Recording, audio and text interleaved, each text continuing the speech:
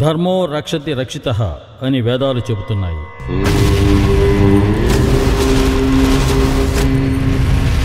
మనుషులు దీన్ని ఆదర్శంగా తీసుకుంటారనో ఈ మాట నమ్ముతారనో నేను అనుకోవటం లేదు. ఎందుకంటే లోకంలో ప్రజలకు జరిగే అన్యాయాలు, మోసాలు, మారణ హోమాలు చూస్తుంటే యుద్ధ వాతావరణాన్ని కల్పిస్తుంటాయి.